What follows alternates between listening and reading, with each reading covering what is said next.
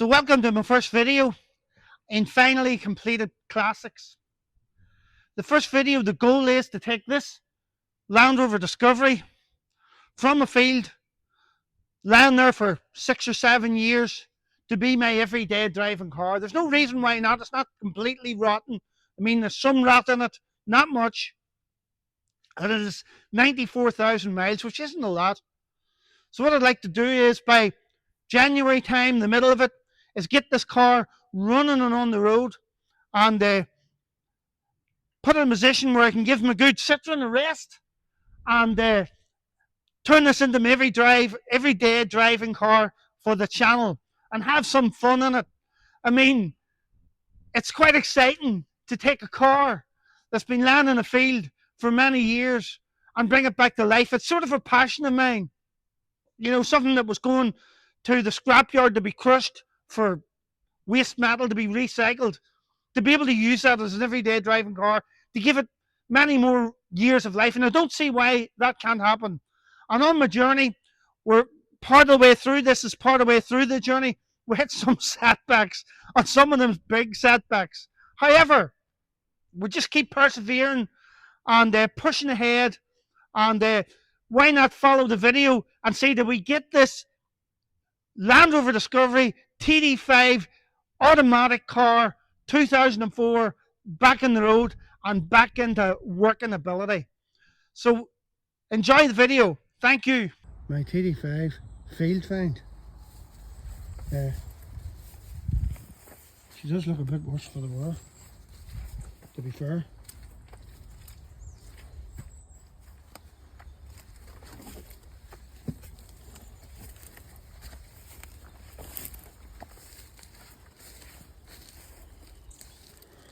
Automatic.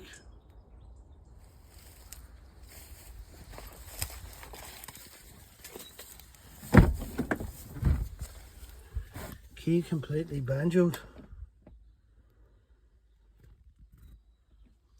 How the mover will be the thing, but she's a nice model.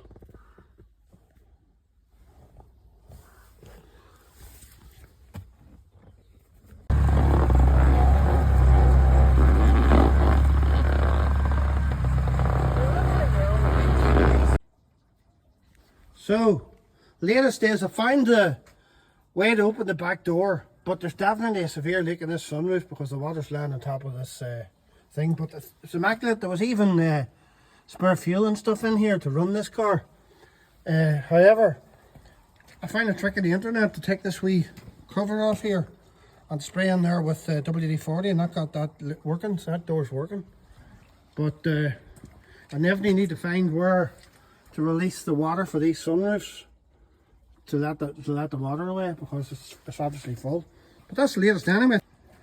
The brakes is new pads, new everything, but the only difference is they probably could drive them a wee bit and it'd come alright. But they're new pads and all. High voice, it sounds good. That's the great thing. Isn't it?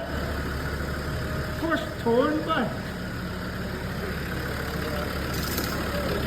It didn't even turn over and start, it just straight up. So with my field find Land Rover Discovery, one of the problems is I have some welding to do. As you can see here in the body, it's not very much in this side. I haven't done any welding before on a car.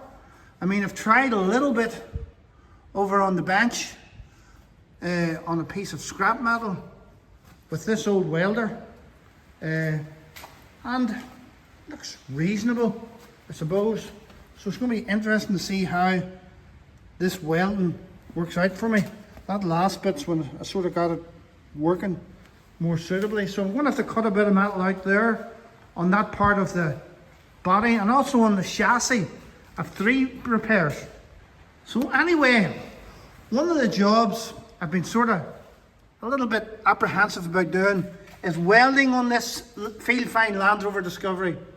And as you can see, there's a hole here in the body of the Land Rover. Now it's not up into the inside of the car. I mean, I can put my hand around the back and feel the holes. So it's not that it's going to be dangerous in that I can put the car on fire. Well, I shouldn't anyway. Certainly hope I don't. But that's the first bit of welding required on the body, on the passenger side. The other bit of welding required here is on the main chassis, on the driver's side. There's two bits there. I'll have to look at the best way of welding that up. And a little bit here, I've took the spring out and I've took the shock absorber out in order to have this bit of the chassis repaired. And also on the body again, similar to the other side, which is the passenger side, I've two patches here, which I'm looking forward to apprehensively doing. And we took the fuel tank out again, and you can see up here in the chassis where the fuel tank's been taken out, we've also a bit of a patch there I'll have to cut out and straighten out. Other than that, it's a lot of surface rust, but no holes. I've hammered it and scraped it and blew it with the airline. I actually think I'll cut this step off. Although it's working 100%, it's very rusty and I don't know that we'll ever need it, to be fair.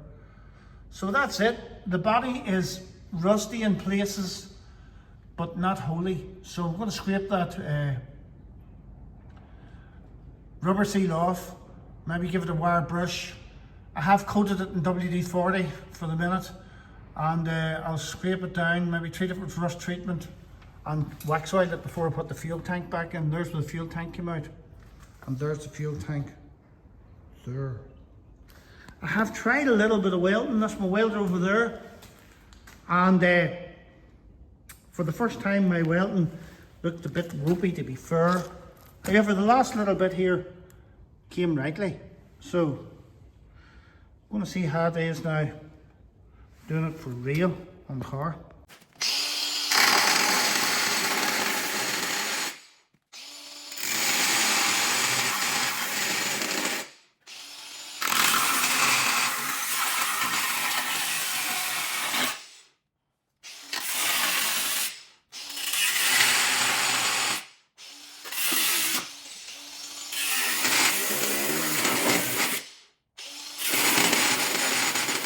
So, I just had another thought. Why not use the bit I cut out, which is essentially exactly the same? And I find this bit of heavy gauge sort of metal that'll work well for the chassis. And I give it a bit of a blast with this wire brush as well. I'm going to do that in the chassis as well. And cut this out and see if I can weld it in. My first welding attempt. So, let's go. So, my first attempt at welding is a bit ropey, to say the least, you know, so I'm going to grind it off and just see how bad it is. I burnt holes over here and had to try and fill them up, which I'm not used to doing. It looked like it was going great, and when I took the welder away, I blew a hole. But there you go. Let's see what I can do. So to be fair, once I get the holes filled in, potentially it's going to be okay. So I'm going to hit it again with the welder. One thing I have learned from this welding story is when you use a lot of welding and create a lot of welding snotters or whatever you want to call them, it takes a lot of grinding off. So it makes you think about it, I suppose, whenever you're doing the welding. But praise the Lord, I'm getting there, I'm learning. And I believe that with practice I can get better at it. Absolutely, praise the Lord. So after grinding it down, I've seen any holes there was and filled them in. So I'll give it another grind down and see how it looks for now. So after the second grinding down, less holes, just another few wee touches just over there. I think we've got it. So I finally got this Field Find Discovery. It's first patch welded. And that's the first patch I ever welded. Some of the things I've learned is have your welder turned down to start off with, not turned up, then gradually turned it up. I thought I was doing real well, but really essentially what I was doing was more or less blowing holes in it. And the other thing that's really important, and I found out, is you really need to clean the surface well, or you're just going to make work far too hard for yourself. So this week I endeavour to have this Land Rover up and running. Now the patch I've done is the easiest patch. What I'm going to do right now is I'm going to clean around the chassis with a wire brush and then I'm going to treat it with wax oil. I've heard some people say wax oil, I've had it sitting beside the fire, but it's still very thick. I've heard people say that if you mix it with a little bit of cellulose cinders, blow it on, then the cellulose cinders will evaporate. So I'm going to test out that theory, and hopefully be able to refit the fuel tank. I'll clean up the fuel tank brackets and different pieces and give them maybe a coat of hammerite. And also, like, I don't know if everybody likes it or not, but I like it, is the hammerite Kursk. It's like clean the rust down, then paint it with a Kursk, leave it for 3 hours or so, then paint it. And that's supposed to help protect the rust coming back. I don't think there's anything that's ever going to completely stop the rust coming back, but my assumption is that it's going to hold it for a certain amount of time. I've actually found in cars over the years, one of the things that I've done, and it's been a real benefit to cars, is just spray, waste engine oil over it. Some people give off about, bushes and stuff, but bushes can be replaced easily. Whenever a car's rotten, it's gone. So I think the bushes thing is probably fair enough, but I don't think it's going to happen overnight or even, in a year or so. You can always replace a bush. It's not real handy, but it's a lot handier than replacing a chassis or doing a lot of welding in the body. So that's what I'm going to endeavour to do today. I'm going to clean the inside of this where the fuel tank is with a wire brush on my 4-inch angle grinder, and then I'm going to treat it, and that'll allow us to put the fuel tank back up again. And the other thing I suppose that I like about spraying with waste oil is when you spray it around nuts and bolts and stuff underneath, it makes them easier. Ultimately, whenever you do need to take them off, invariably you will need to take them off. It's better than being red with rust. It's going to make them loosen up easier. So that's it for this bit. Hopefully you're enjoying the restoration of this Field 5 Land Rover Discovery. So I just want to show you how the weld finished up, my first welding patch, and here it is. I've it completely ground back, and I believe the tank will go up there, and if I treat it well, I firmly believe it'll last for a few years anyway. So praise the Lord for that. While wire brushing my chassis, I've managed to put another hole in it. So I've cut this bit out. Let's see how this bit of welding goes. Just below it here, the metal's very thin, so I just need to not have my welder too high. Let's see how I get on. So welded up the holes in the chassis, both sides, and just give it a little coat of hammerite, really. Wire brushed it, picked up another hole over here, and welded it up, cut a piece and set it into it. So it was a bit easier welding that, bit more experience, turned the welder down slightly. So experience is key in this situation. Also, the Ebenezer sanded down, wire brushed the brackets that hold the fuel tank up, and the tow bar. Bought a new thing to hold the wire there on the side of the tow bar. However, I've bent it, but it'll not be hard to bend back. So praise the Lord. What I want to do now is I bought these galvanized brackets on eBay to fit the mud flaps, because the ones that were on my car were just perished. They were like, I suppose, like they're called a Fiat car in the 1970s, Alka-Seltzer, or maybe that was a Lancia, I don't know. But anyway, they're a little bit tricky to take off, to be fair, the old ones, because they're put in with pop rivets that's really, really heavy, and they go right up into the body of the car and back onto here. And like I had a lot of trouble getting them out, really. Mole grips, and 4-inch angle grinder with cutting disc in it. They say you can take these 2 screws out here and take this plastic panel off the far side. However, the screws in mine were just not coming out. So I persevered and eventually got them out with mold grips, cut them off with the angle grinder and took the clips out, took the self-tappers out with mold grips. So I'm going to have a go here at fitting the new galvanized mud flap brackets and tell you how I got on when I've been done. Fit these mudguard brackets to the back of the Land Rover Discovery. There are two. This one, I believe, is for the fuel tank side, and this one is for the passenger tank side. They come with the brackets that hold the mud flaps on. But one of the key things is there are two really big pop rivets, and you'll need a good pop rivet gun to catch these. And they go right up into the body of the car. And if you look at them, they're very heavy. I would say 4 mil at least. But they come with the packet.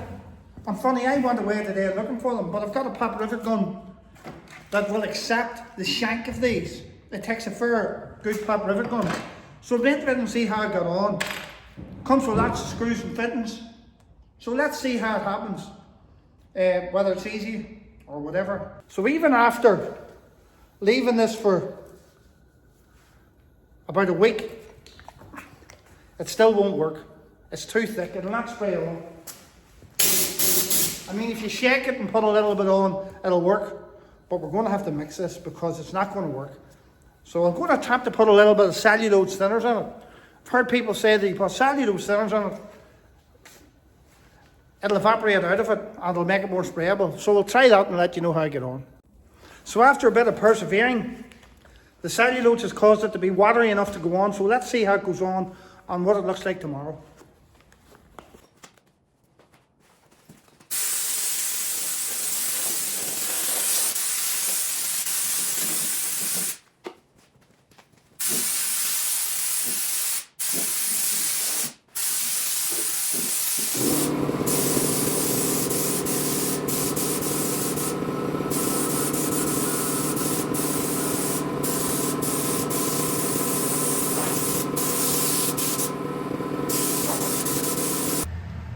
So made a little more progress here on this Discovery. I've managed to cut this bit out here. I'm going to see how I can weld it in and repair it. This one over here is going to be a little bit tricky, more tricky even cutting it out. Not sure how to get that completed yet. However, I find that if you try and figure out everything before you start, you'll never get anywhere. You sort of need to do it and work it out as you go. That's what I've learned so far anyway. Alright, everybody's or stop eating that stuff. So, underneath in the chassis, it's looking pretty good. I mean, I need to treat it more with wax oil, but the idea of putting some cellulose in it, and it watering it down, I think that's a success. But I'll keep you posted. Bit of a progress update on our £570 Land Rover Discovery. I'm quite happy with what we've achieved so far. I mean, if I was trying to figure out how to do everything I have done before I started, I just wouldn't get started. I think you just, on these sort of jobs, just need to start and work it out as you go along. I mean, as Ben says in Tasty Classics, if you want to complete a classic car restoration, you've got to start it somewhere. So that was good advice, and I've started this particular field find Land Rover Discovery, and we've made some good progress. I'm going to bring you around and show you some of the things that we have done so far. So firstly, I completed this patch on the inner guard at the rear of the car, and it was simple enough to do. The welding is getting better. I suppose I didn't do it, my son looked at it. But however, I have done some welding and I'm quite happy with it. I think ultimately, as far as welding is concerned, you've got to start it. You've just got to start it. And I think if you try and figure out how to do it perfectly, you're never going to do it. You know, I blew a few holes and made a bit of a mess, but the more I did it, the better I got at it. And I think the best thing to do is to do a bit of practicing on a bit of metal just on the bench to start off with. So up where the fuel tank is, or was, we've cut out and replaced I have cut out and replaced sections of steel in a couple of places, and I'm quite happy that this chassis will do for another year or so, maybe 2 years. I think ultimately it's going to need replaced sooner or later if the car bears up. So, as you can see in the inner sides of the chassis, the repairs have been done, wax oiled, bit of hammerite first and then a bit of wax oil, and I'm quite happy that in here is protected for now. It's going to let me away for a while anyway, till we get this car on the road and see if it's any good. Another bit of welding I've carried out here. Some bits I was really worried about, in particular on the chassis. We put some heavy metal in. I mean, the welding's not absolutely tremendous, but you know what? It has filled the holes up that were there, around the shock absorber there and behind the spring. So that is now the chassis welded up. The only welding left to do really now is at the very front, below the radiator. Just at the front of the car here, below the radiator, this bar has got a hole in it. And I mean, to get this like crash underbody protection bar off is what I can figure it out to be. It means taking the whole front bumper off. And I mean, I started removing some bits and pieces, but a lot of them's rotted on, and I'm thinking to myself, if I can weld it in situ for now, instead of taking the whole thing off, and get it through the MOT, then start driving it, maybe somewhere down the road, I'll completely change the bumper and put maybe a sort of a steel bumper on it, and do away with this original bumper. However, I haven't made my mind up on that, but I'd like to try and repair this bar just where it is, rather than pull the whole front bumper off. It's a bit tricky. I've no idea how I'm going to do it. I'll have to try and figure it out.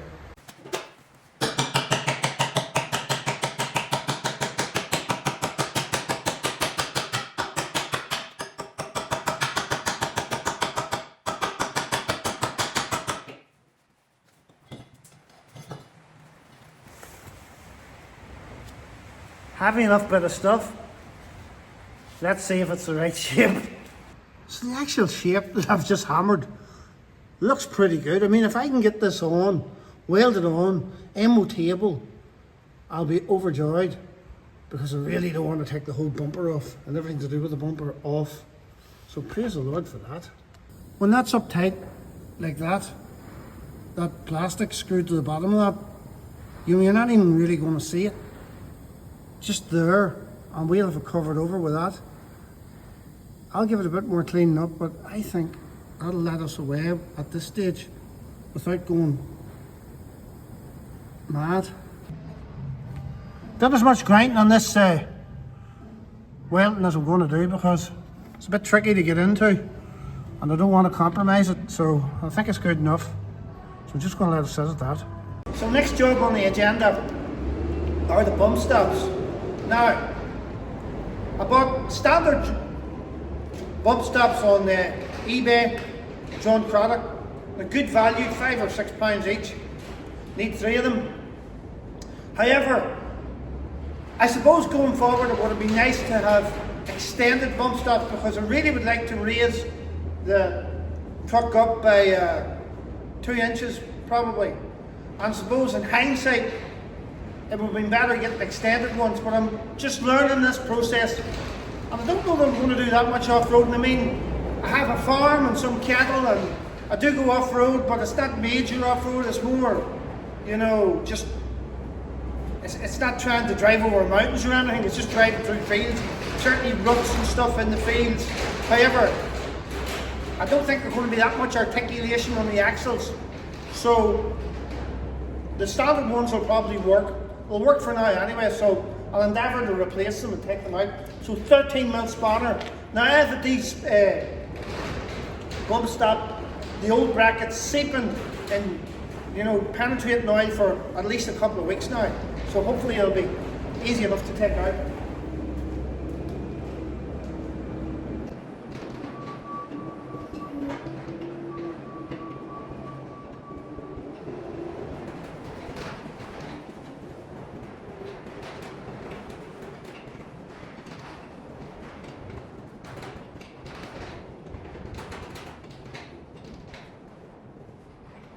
So that's the 13mm nut for holding the bump stop in. I'm going to try and tap it out now with a hammer.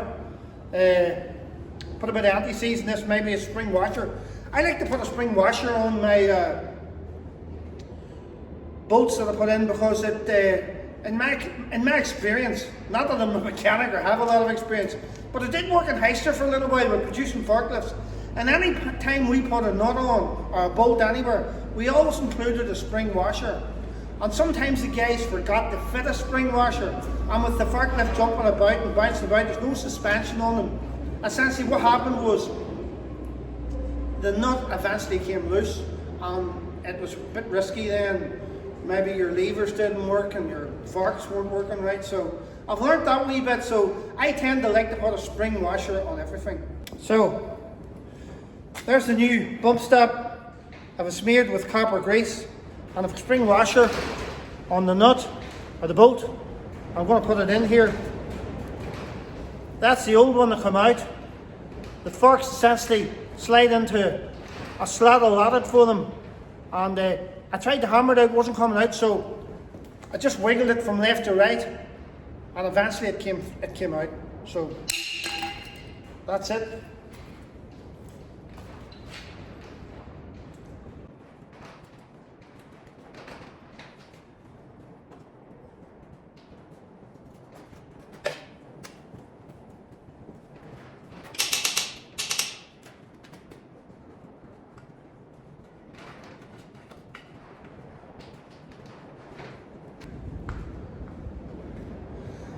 It's a little bit hard to push it up in there. I don't want to break it, so maybe clean around it a little more and see if we can get it in a little bit better and show you how I got on. But just as it is, putting it straight in hasn't been perfectly simple. I need to have a wee look and see where I'm going wrong here. I blew the place where the forks go into the chassis of the truck. I blew them out and cleaned them a little bit with a hacksaw blade, and I put the bump stop in, wiggled it about a bit, and hit it a little tap up with the hammer. I was able to get the thread started and pumped it on up. So that's what it takes to fit a bump stop. It's not a big job, but that's it fitted. Bit of copper grease and stuff. So 3 more to do. So that's the 3 bump stops on. I think ultimately the reason the bump stops fell off was because with it sitting in the grass and the moisture for 6 years, I just think they rusted off. I mean, when we took them off, the back of them was still black, so my gut feeling is they had been replaced before. But the long and the short of it is, if it sits in the grass for years, the problem is that it's just going to deteriorate. But thankfully, I think we've got this just in time. And I think sooner or later, there's no doubt about it, it's going to require chassis. And whether that's viable or not to put a chassis in, I don't know. I suppose you could buy a chassis up in Shielder there, which is about 15 miles from us in County Armagh, for, I don't know, £2,000 or £3,000. But I think my goal right now is to get it through the MOT, get a bit of driving done on, see how it's going, see how I like it, and if I really like it, who knows, down the road, we might put a chassis in it. But I'm excited to move on to the next part. I've got a bit of good news too today. My nephew, Kelvin, got his very early TD5 through the MOT. It needed a lot of welding on the chassis. He got a professional to do it. Done a great job. It didn't look like it was a goer. I mean, he found it in a sort of a yard that was sitting for years, covered in moss and all sorts of things. But it's a really cool one. It's an early one, and it's Caledonian blue, which is a real authentic Land Rover colour. And maybe he'll come up and we'll get a bit of an interview with him and see how he's enjoying it. I know he's really excited to get it on the road, so hopefully it's going well for him. So let's have a wee look just at the bump stops to show you how progress has been made. There's the first one. This is the only one that never actually rotted.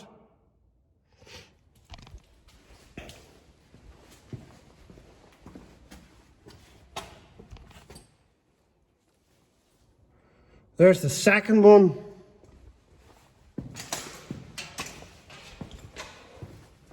And there's the third one. I know I need to put new springs in this Land Rover, Well, we don't need to put new springs, we need to put the old springs back in. I really would like to put a 2-inch lift in it, but I'm not sure, you know. I need to do some homework in relation to, you know, these lines here, these brake lines, how to fix this whole watts linkage, and how to fix the, I know there's trouble from time to time, people talk about the donut in these, at the rear of these prop shafts. So, I'll do my homework on that, but as for now, I'm just going to carry on with the other things that I've got to do. You know, it felt a wee bit like we're going to hit the wall in this Land Rover, and that's what it's felt like in a lot of them. I know behind the battery box here we've got some welding needs done. It's not too good, it doesn't look too healthy in there. I tried to take all these bits and pieces of stuff off here, but all these washers and star head screws are just not moving, so I think I'll try and put a bit of plywood or something in there and see if I can weld it up without pulling this all apart at this stage.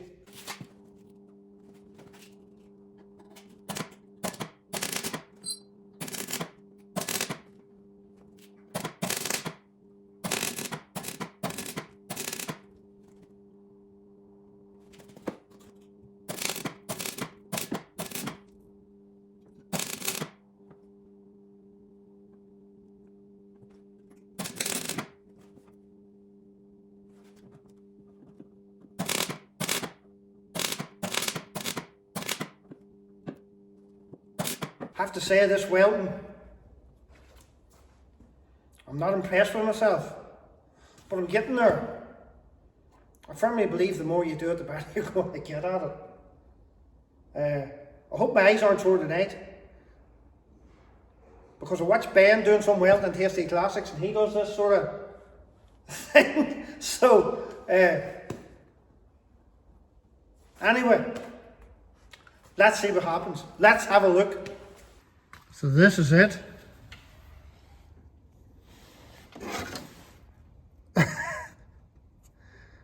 Not impressed. I think when the battery box goes in that, and I coat it with 3 or 4 coats of Hammerite and seal it with oil and stuff, I think it's going to do a very well. It's better than it was. But I've got a bit of a breakthrough with this cross member here. I just took it off. I was able to get it off. And that's it out of the way. It's not necessary. It's an under body protection thing, which we don't need right now. So thank God for that. So don't worry about welding that. Well, with some good news on the channel. Essentially, we've hit that place where the welding is finished. And because I never done any welding before, that's a big breakthrough to me. However, I had a bit of a breakthrough in relation to the welding. There's a cross member runs under the radiator, and it was a big hole in it. I couldn't get it out because when I tried to take the nuts off, they were running around inside the chassis. So in order to take them off, I assumed you'd have to take the whole bumper off. And a lot of the star head screws, Phillips head screws in that where the bumper are, the only way I get them off is drill them out or cut them off, and I didn't want to start doing that. So I tried to weld it in situ, and I mean, I nearly burnt myself to death. And I made an absolute mess of it. The bit that I welded on just fell off again, so that became a total disaster.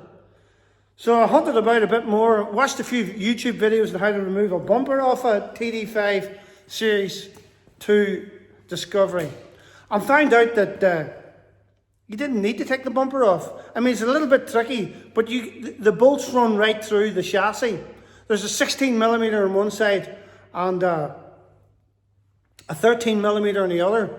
So I was able to unbolt it, and then I got it down onto the bench and decided, I know what I'll do now. I'll clean it up and weld it. But that turned out to be a total disaster too, because the welding just was terrible. I mean, I've heard people talk about chicken dung or bird dung, but it just wasn't working out. But then I had a thought. This axle bar isn't for nothing else, only underbody protection. And right now, I don't really need any underbody protection. What I need to do is get this car through the MOT. And as long as there's a big hole in that, under that cross member, you know, it wasn't going to pass the MOT. So I had a really brilliant thought. I decided, well, why not just take it off altogether? Like, after all, it isn't really doing anything. So that's exactly what I did. So if you look here, onto the car, it's maybe a little bit supports that front bumper, but very little. And essentially, I've just took it out and I've made the car lighter. I mean, it's going to be faster, isn't it? It's not what happens when you make something lighter. It becomes faster. So that's how I've got around the cross member thing. So we've hit this momentous occasion that the welding is now finished on the TD5. Whoopity-doo.